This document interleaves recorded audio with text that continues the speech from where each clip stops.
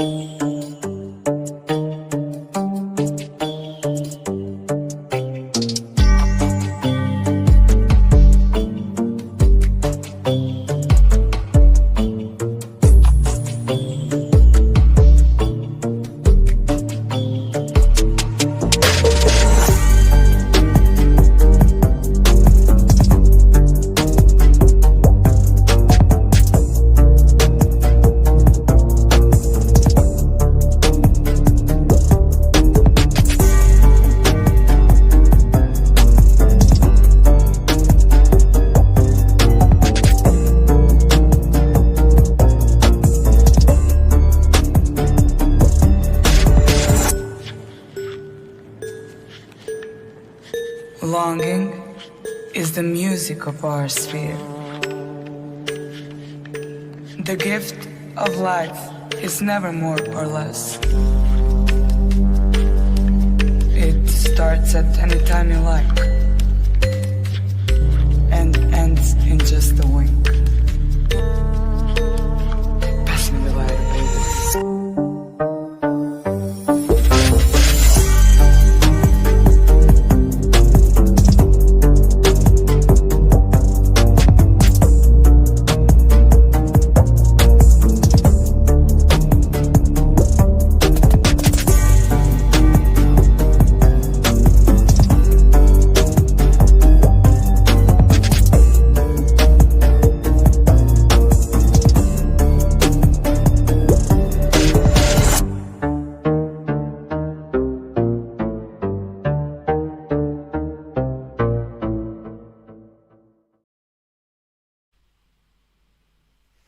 Whakalofo lahi atu, good evening, pomari e. I'm very happy to be here with you all tonight.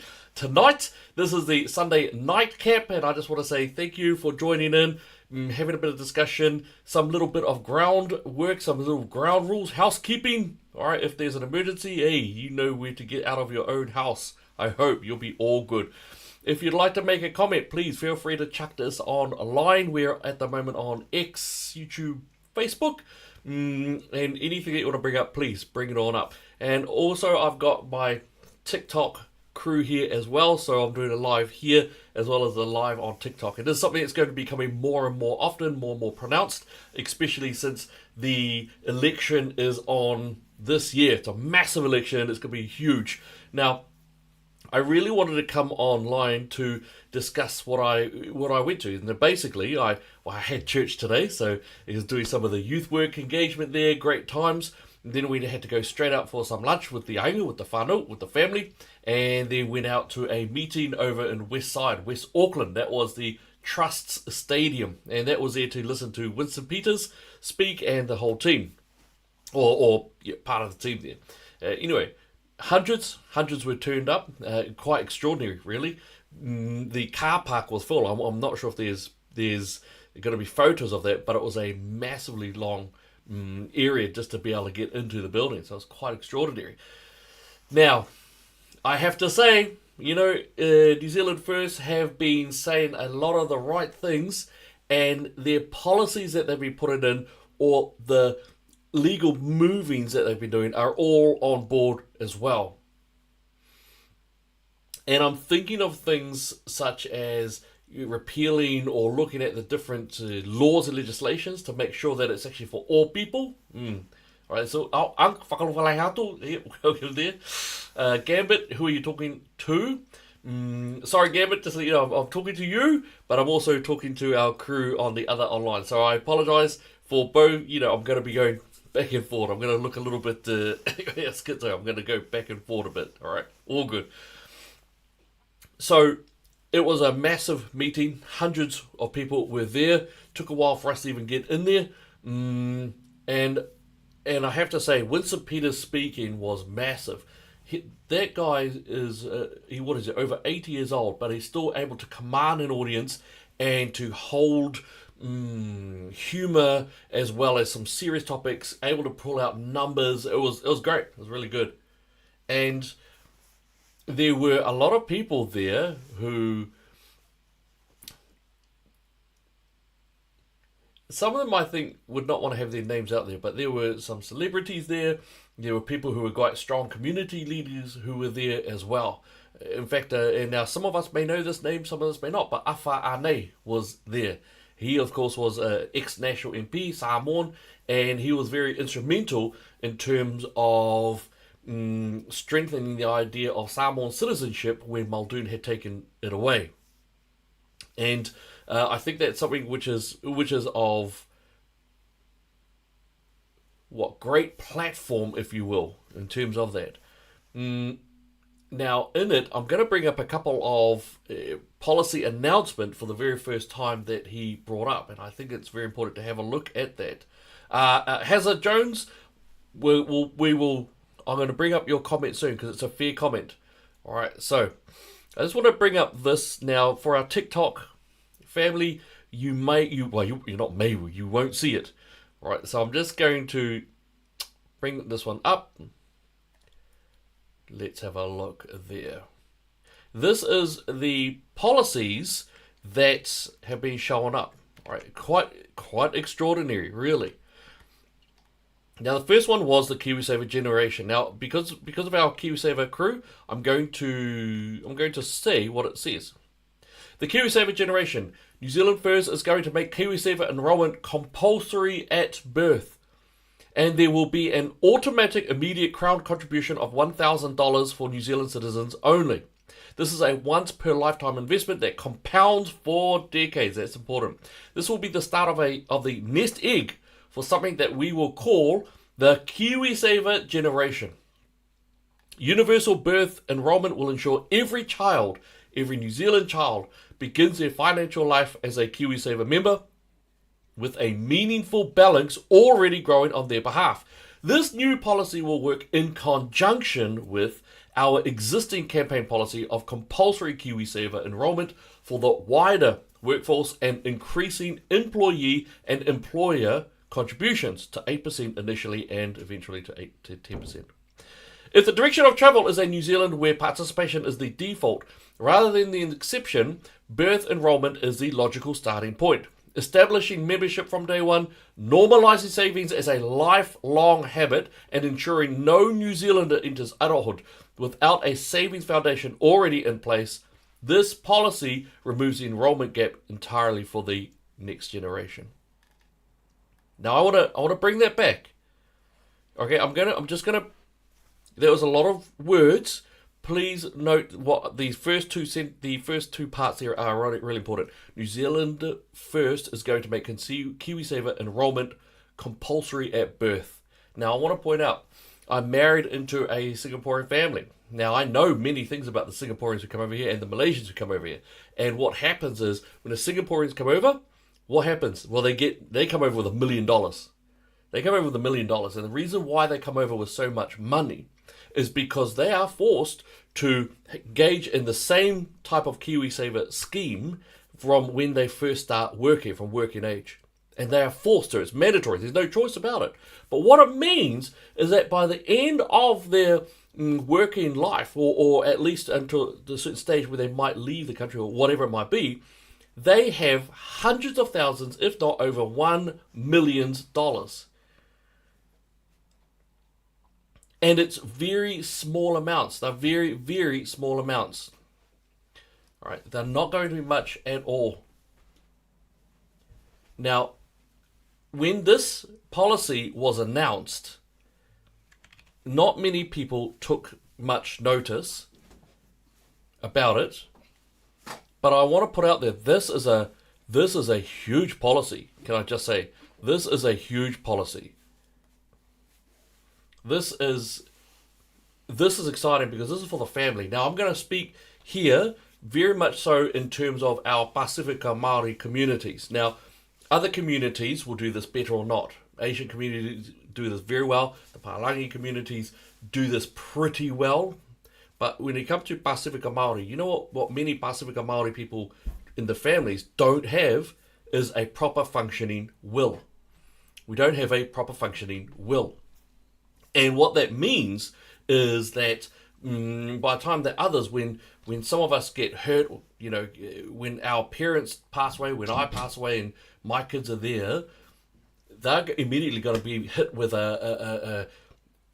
my kids are going to have a 20k, if not more, boost in their life straight off. And that gives them a strong sense of being able to get steps up in life as they can. It's not a benefit, it's an insurance policy. In our Māori Pacific communities, most of us don't have wills. And so often when we pass away, it's the kids who even have to pay for the funeral. I thank God that my dad, he made sure that his funeral was covered before he left us. But it would have been real tough if he wasn't, you know. So things like this are bloody awesome. This policy, I wanted to jump up and leap up there, but most people just didn't quite understand it, I think. And that's okay, that's cool. But this is a policy for the family. And for the family where we as parents will not see going up.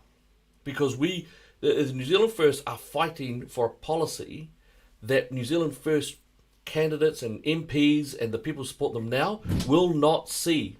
That's really what I want to put out there. This is one of those beautiful, heart-moving and heart-breaking points where the policy would go towards our children when the children are our age, if not older. Vicious, it's not awesome if you savings get taxed. No, your savings are not getting taxed. Nothing like that whatsoever. It only gets as you when you're born, the government will put in that 1k, and then as you earn, my understanding is when you do hit that working age, then all of that little slices of it get put into it. All right.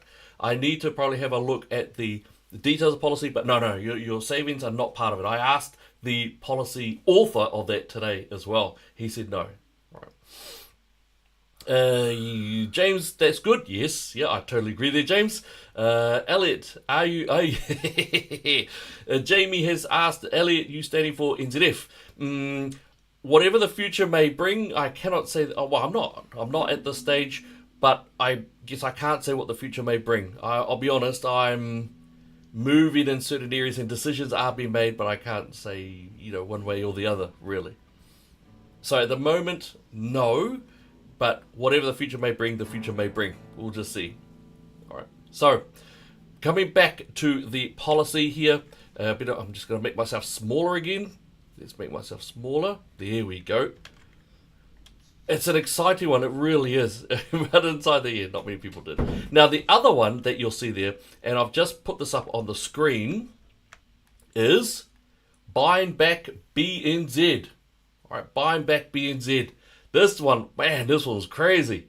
So New Zealand First are going to be buying back BNZ. Now, here we go. I'm going to read this again for our TikTok crew as well. We have a second campaign policy announcement today. New Zealand will be buying back the BNZ Bank. 4 Australian-owned banks control around 85% of the system.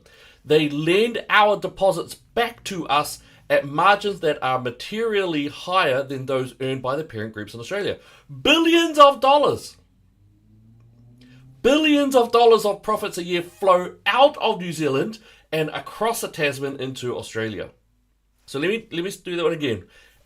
4 Australian-owned banks control around 85% of the system in New Zealand. They lend our deposits back to us at margins that are materially higher than those earned by their parent groups in Australia. They make more money off us in a certain percentage per rata than the Australian. billions of dollars of profit are extricated from New Zealand and go to Australia. New Zealand First will be proposing a buyback of the Bank of New Zealand from National Australia Bank. It will be merged with Kiwibank to form the National Bank of New Zealand, NBNZ, a fully Crown-owned, commercially run, systemically significant domestic bank with the scale to genuinely compete with ANZ, ASB and Westpac. After all, when National sold BNZ to NAB in November 1992, at that time, it had 6 out of every 10 New Zealand banking customers. This is a buyback to put a New Zealand-owned competitor on the field at the scale required to change the behaviour of the foreign-owned banks. This will create real competitive pressure on the Australian-owned banks, a domestically owned strategic lender capable of supporting agriculture, infrastructure, and small to medium enterprises' growth on long horizon terms. Kiwibank, the only domesticated owned bank of any scale, currently holds just under 8% of the mortgage market. The Commerce Commission 2024 Personal Banking Market Study showed a structurally uncompetitive market in which the major banks face no sustained pressure to compete on price, no realistic threat of new entry at the scale, and no domestic ownership accountability. This is extraordinary. Kiwibank was created in 2002 precisely to provide a domestic challenger, but after 2 decades it remains a marginal player.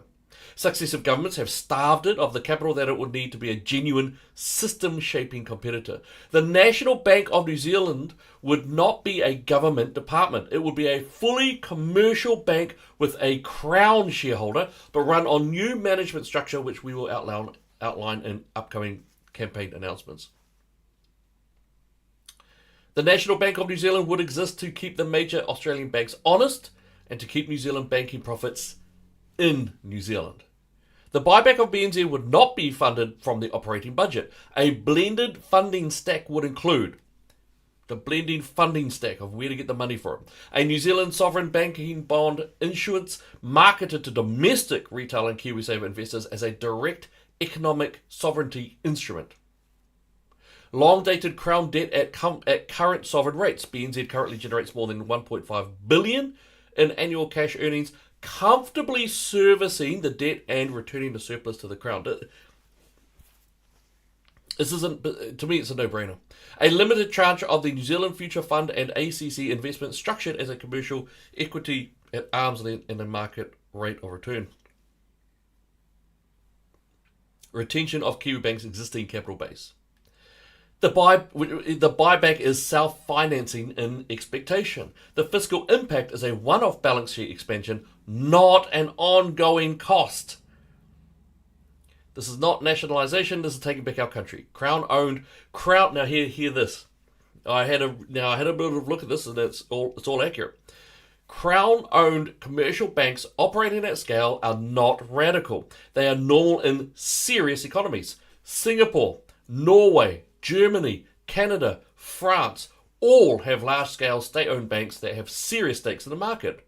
New Zealand is the outlier, and we're going to change that. New Zealand built BNZ, Labour and National sold it, now we're going to buy it back. Every dollar of profit it makes will stay in this country, will not be extricated.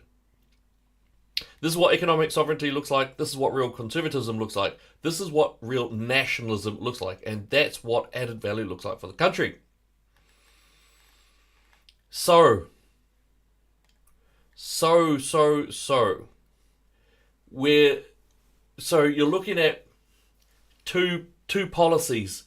One, that every person who's born in New Zealand, a true New Zealander, a born New Zealander, immediately gets $1,000 from the government chucked into that account. And that when that young'un ends up starting work, at whatever point that is, they are straight into that KiwiSaver. They're saving. Little, just small percentage points that are unnoticeable, but again attached to their record, to their system. So that by the time that person gets to, whatever it is, 55, 60, 65, and they either need it, depending on the nuance of the detail, or once they hit that 65, boom, It's in there. It's theirs.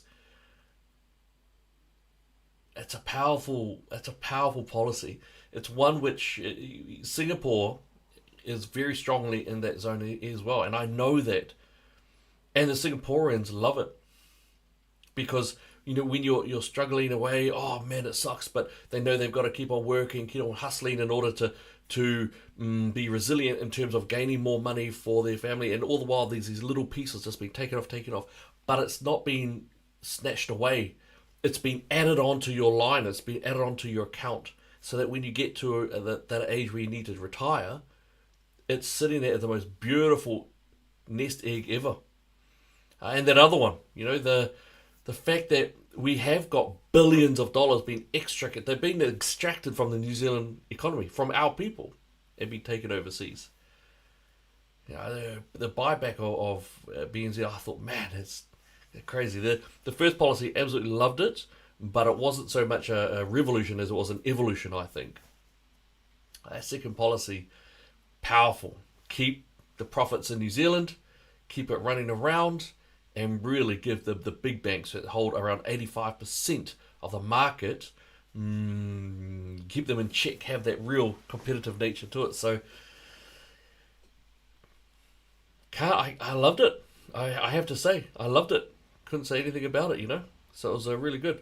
All right, so Hazard Jones Music has put this out there. Winston Peters has said, abortion, the killing of unborn New Zealanders, should be safe, legal, and rare. How should we as Christians view a man who says that murder should be safe and legal? So there's a great discussion there around abolitionism versus incrementalism, and incrementalism is a bit of a word that I've heard. As a Christian, I am absolutely pro-life, and I believe that we should not be killing babies. Right.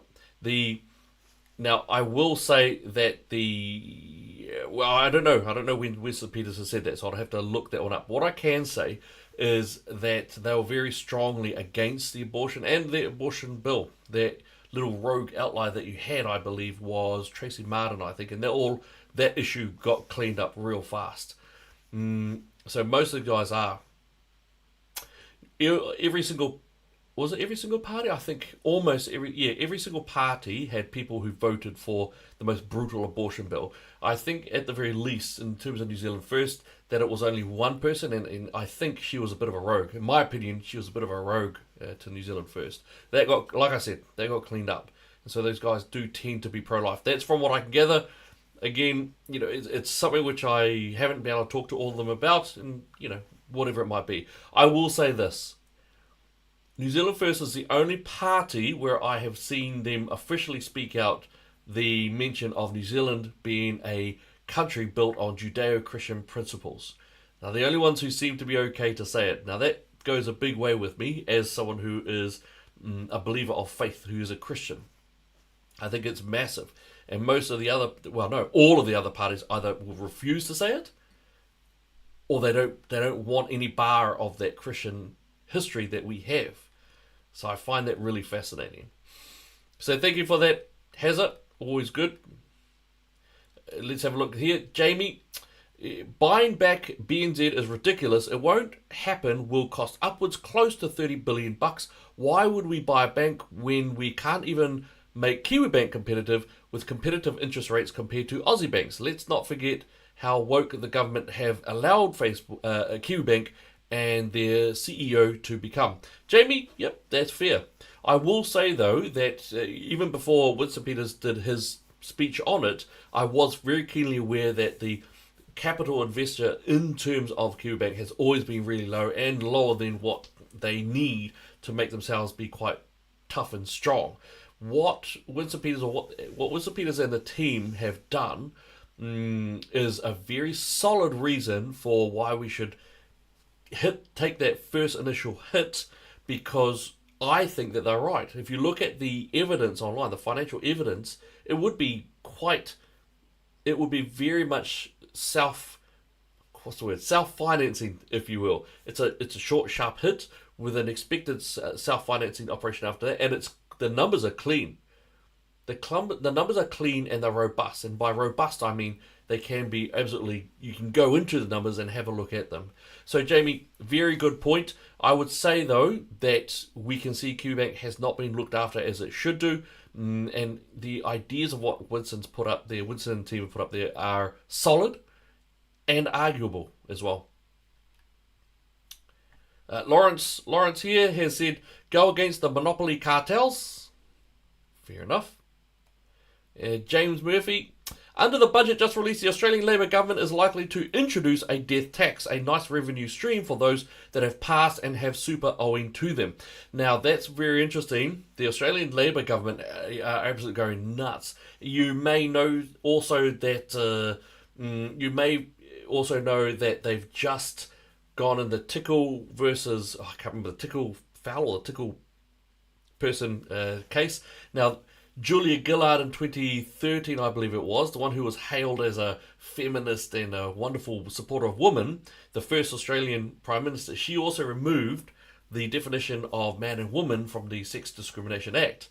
Fast forward, 12 years or so, and a lady put up a Giggle for Girls, I believe it was, very valid, a great little app for women only. A man then joined into the app. The girls were feeling very uncomfortable with that, fair enough. They then removed the male from it because this was an app for girls only. He has then sued his way back. He charged him under the Discrimination Act, and a court agreed with him, with the man, because a man said he was a woman, then they had to give him access to all these girls in the spaces, the app spaces. And they also made it so that the app developer was going to be charged for thousands and thousands of dollars. So she's tried to appeal that, and a few days ago we discovered that the Australian judges ended up saying, well, no, because of what the law states, they've got no real choice but to uphold the decision that they have to allow the man into the woman spaces, the woman and girl spaces on this app. And it's extraordinary. It's absolutely insane. And of course, this is a very Labour element from the Australian government. Now, the news is that the New Zealand First equivalent, One Nation, under Pauline Hanson, has become so strongly supported that she could undo the two parties there, the national equivalent, which is the Liberal, and the Labour Party equivalent here as the Labour Party in Australia. So, James, yes, while you're saying absolutely that they are bringing some crazy stuff like a death tax, the upcoming general election for Australia is going to be real fascinating. We're going to see what goes on. I've got one on here. I apologise, team. I'm missing some of the comments here on TikTok. Tamanue. Yes. So I am what you would call an Afakasi Nusela-born Pacifica. So my bloodlines contain Niue, a little bit of Tonga, and in terms of my Māori side, that would be Te Atawa Ngāti Raukawa, and the rest of it would be Pālangi. And I refer to myself as a New Zealander. Love it. Alright, Paklava Atu. Yes, Paklava Atu. Good to see you. Three Rus. I love some of the names. Hazard Jones music. It would be great if Winston Peters says every human being in New Zealand will be protected by New Zealand law because God said thou shalt not murder. Hazard, yep, absolutely agree. And who knows what might come. Who knows what might be brought up in that next segment. Like I said, Winston Peters and the New Zealand First team seem to be the most Christian-based party in Parliament by far. If someone wants to be a Christian, I would say New Zealand First so far seem to be the number one. And that's by a long shot, not a short shot, but by a long shot. Now, could it be better? Sure, everything can be better. But so far, so good anyway, from what I think. Jolly, Ashley, thank you so much, Jolly. Yes, the Tickle versus Giggle case. The Tickle versus Giggle case. That is correct. And Shirley, I can only think of the crimes men could get away with simply get away with by simply claiming to be female. Surely that's absolutely right. And overseas, you've got some horrific cases of women prisoners being raped in their cell by sex offender males who claimed to be women. This is extraordinary. I really do. This is extraordinary. This is going on right now. This is in the US, Scotland, the first Premier of Scotland. She ended up resigning, and it was because the facts of what was going on under her reign, she was allowing men, sex predators, to go into women prisons so that he would be in the prison cell, locked in there overnight with a woman prisoner, because the guys would say that they're women. Now, yeah, sure, the women have broken the law and they should go to prison if it's so deserved. Cool, no problem. That's justice. But that is cruel, to shove them and lock them in a small cell with a sex offender male because the male says that he is a woman. That's wrong. Now, in New Zealand, from what I understand, I believe there are 2 substantiated cases of men in women prisons, but I don't know much more than that. That's all I really know, so we need to dig into that one. And surely the other ones, absolutely. We've got voyeurism now, so some toilets are now having to go, instead of the cubicles going from whatever, a foot to whatever high, now they're starting to have to be put from the floor to the top, because in those areas where males are accessing girl spaces, they found that some of the males are putting their phone underneath to be voyeurists, to be engage in perverted crimes. It's disgraceful. It's quite disgusting. And let's not even forget about the fact that you've got sports teams, that women's sports are being absolutely brutalized across the barrier. I watched a boxing match with a male who said that he was a female, absolutely smashing this girl, smashing her. It was MMA. I mean, he was smashed. I'm not even talking about Phelan Fox. Phelan Fox is an example of where a guy smashed and broke an ice hockey with a girl. I'm talking about a very recent one that was just out last week of a guy who MMA'd her, and he cracked her all over the place. It was shocking. It was just shocking. I really can't believe it. Cycling, males are winning. Boxing, males are winning.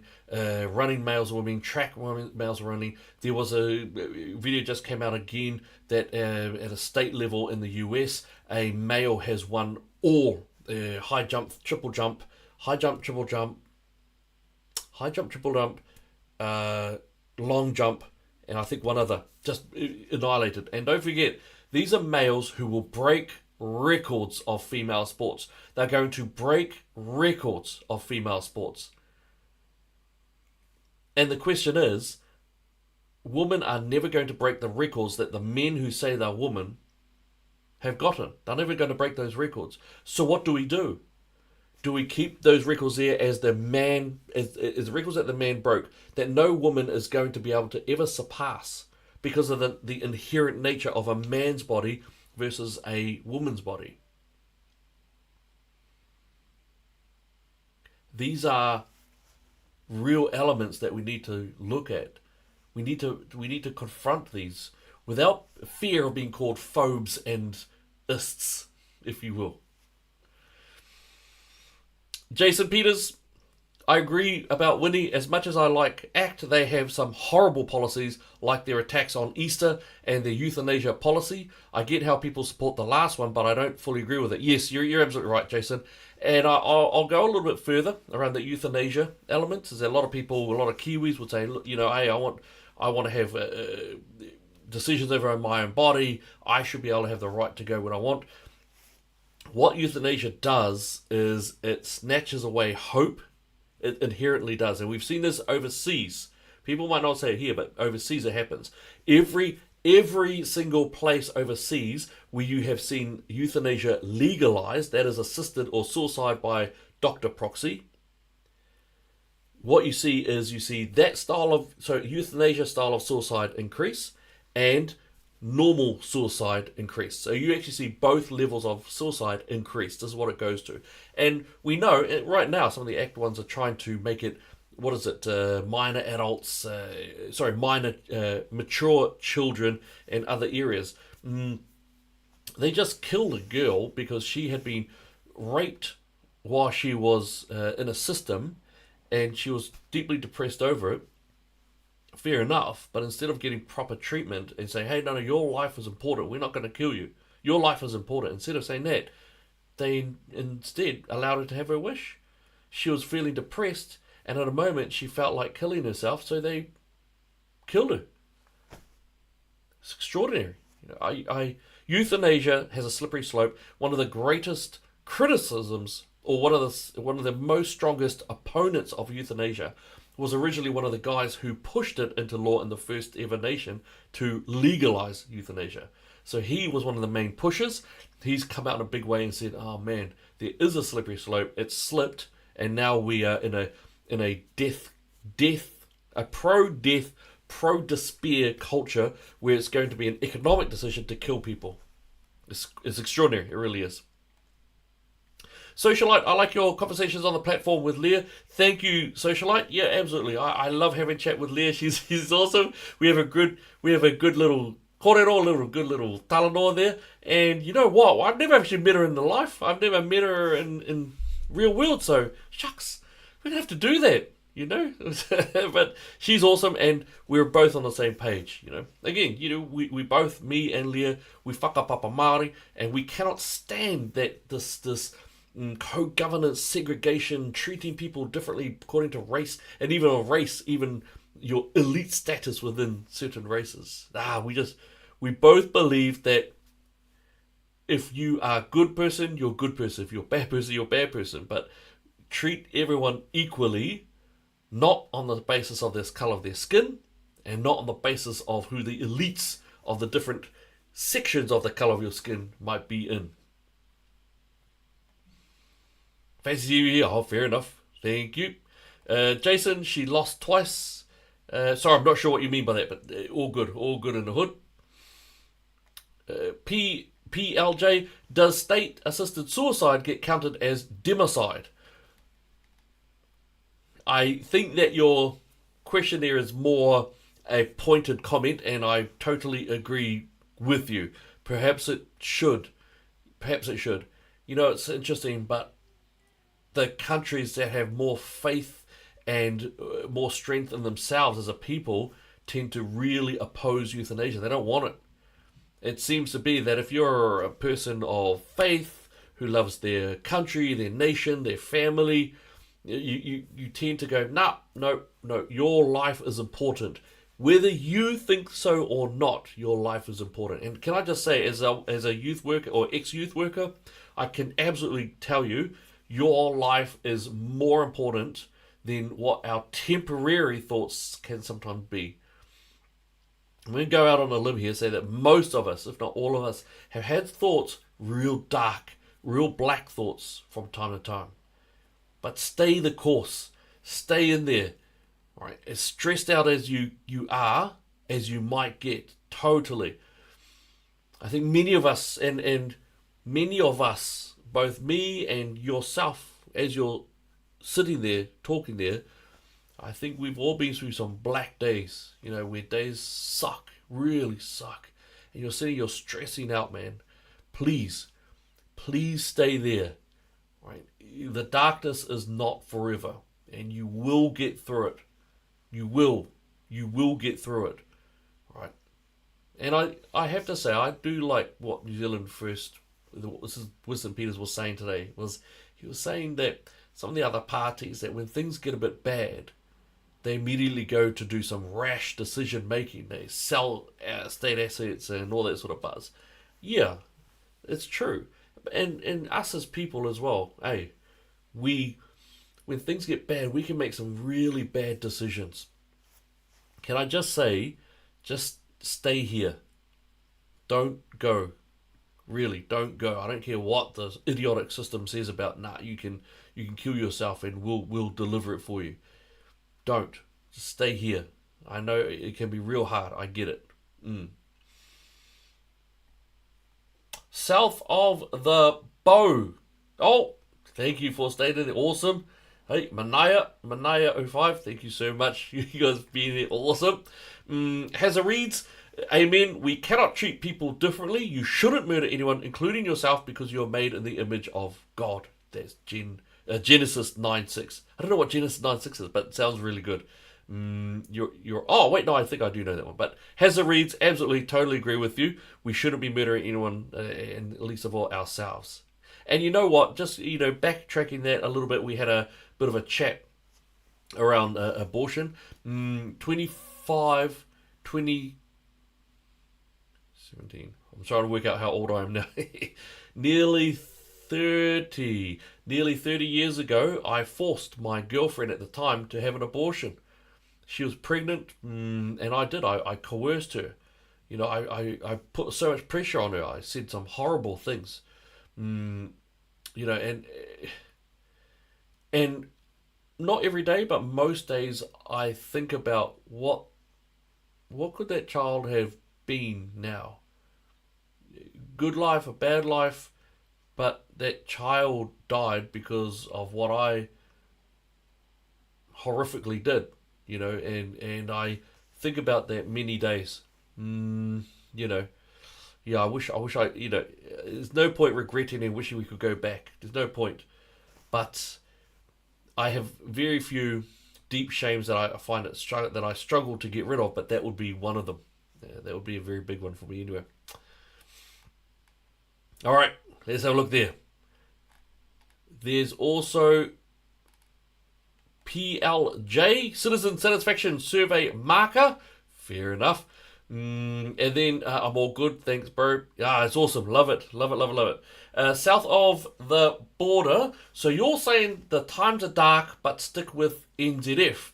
I was actually talking about in your times of life, and I'm speaking outside of politics. Whatever's going on, stay there. Don't go.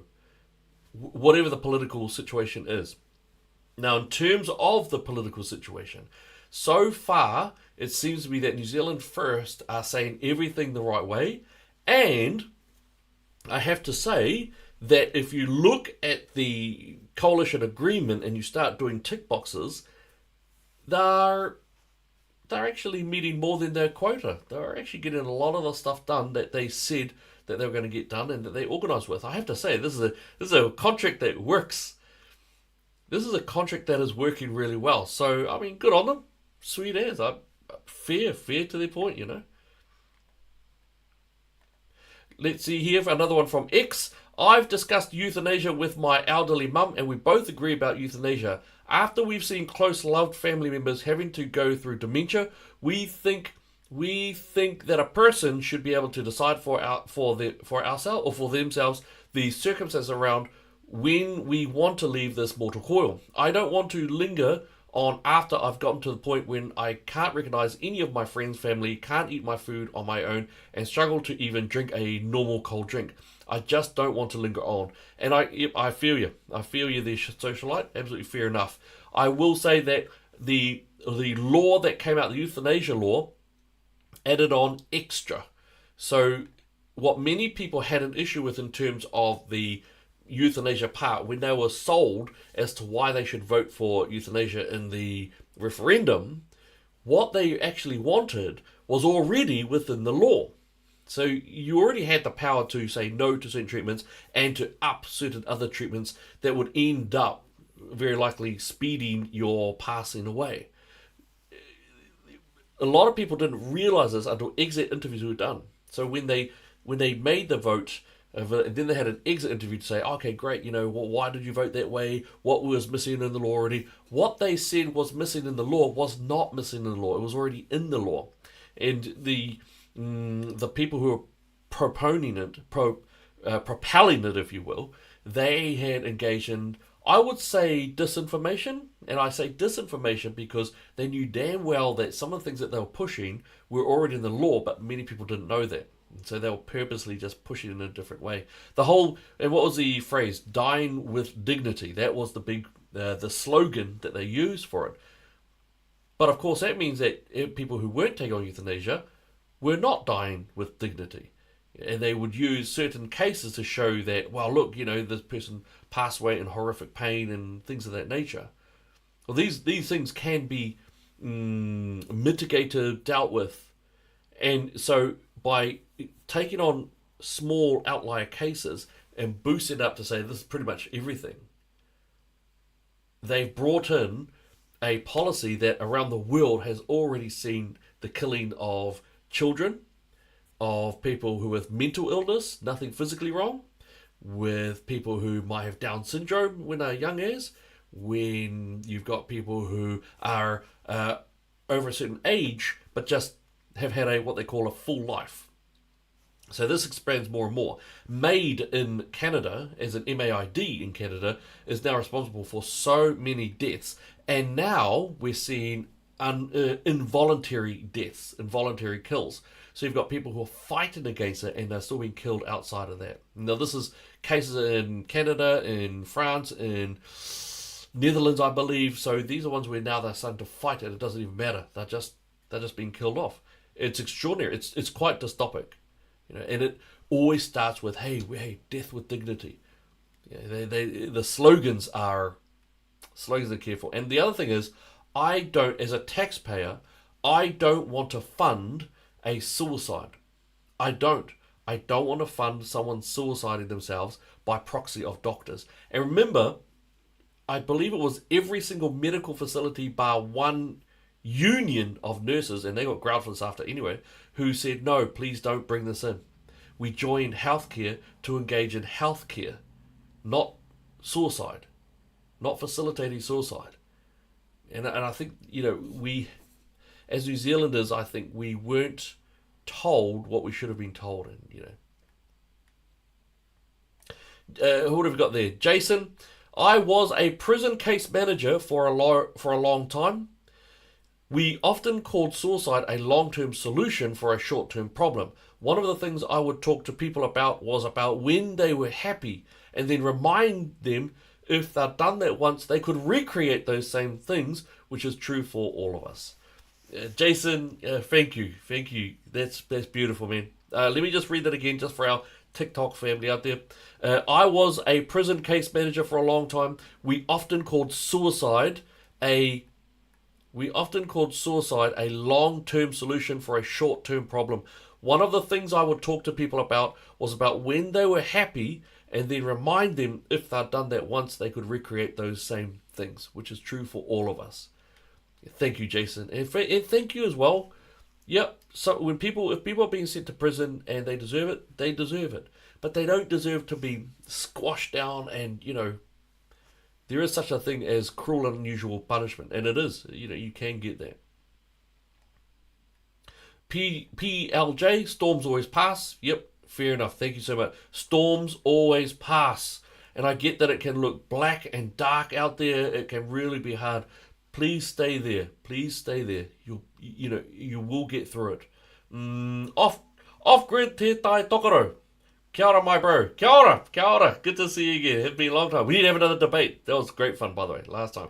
Just for those, I had a debate, 3-hour debate. 3-hour debate with two TikTok personalities called Snowball and Te Tai Tokoro. And it was a great discussion. We had a good talk about the facts, the evidence, and what's going on, all that sort of buzz. Plat stacks, are you a history teacher perchance? First off, love that word perchance. What a beautiful word. Love it, great word. No, not a history teacher. I actually did the first year of education, trying to get a bachelor education. I failed miserably. I got A-, A's, and A+, for all of my essays, but I kept failing my lesson plans. I just couldn't get the lesson plans. And it's ironic, if any of you know what I do now, you'd find it really ironic. But I could not get the lesson plans, eh? Oh well, what it is, always good in the hood. Team, we're coming near to the end, but you've got some great comments and stuff out there like it. Here, and hey, this is we started with politics, but we've gone into a real beautiful discussion around some of this stuff, and confronting all of this. Socialite on X, With euthanasia, currently it is limited to a person having the mental capacity to decide that at the time. Currently, it doesn't allow a person to have, in effect, a living will to enable us to choose a future circumstance where, in that future circumstance, we would not be able to communicate our will, but would want to end things. Perhaps what we think would be like a DNR, do not resuscitate, but applying to advanced dementia circumstances. Well said, Socialite. Man, you wrote that very carefully too, I see. You're right when you say currently, because even now the politicians are trying to get to liberalise it, to expand out what that means to for the kill. And that's exactly what they do overseas. Is what they're going to do here as well. Your point there about the DNR, do not resuscitate. Mum had that when she ended up leaving us. She was 59.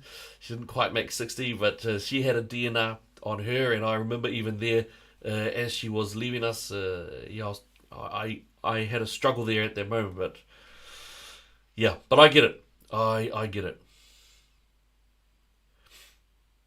Oh, sorry, I think I've missed some comments down here, but hey, thank you so much for you guys popping in as well.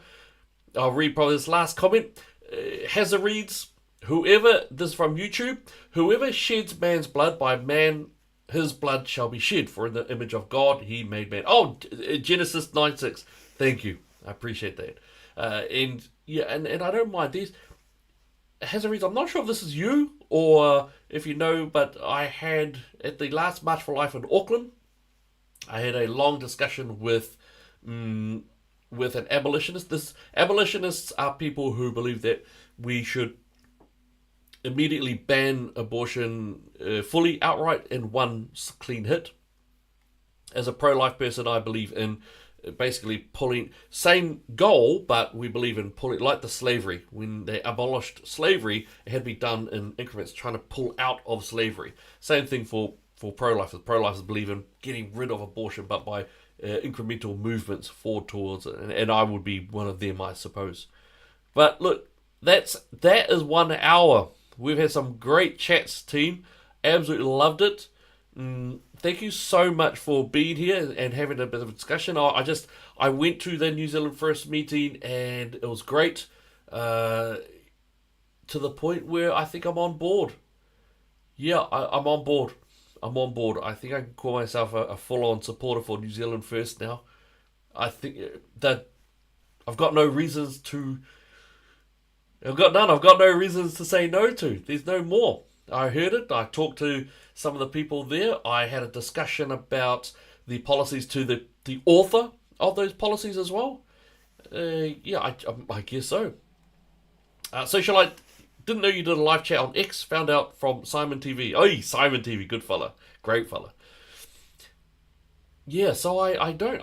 You know what? I'm gonna say I am now a full supporter of New Zealand First. And yes, I that very early comment on about standing. Who knows what might happen? It maybe I will. I think this nation needs to have good fighters in it. I don't. If I do decide to stand, then it will be to fight for the nation. If so done, so we'll see. We'll see what happens. All right, we'll see what happens. But in the meantime, God bless you. God bless your family. God bless New Zealand. Ka kite.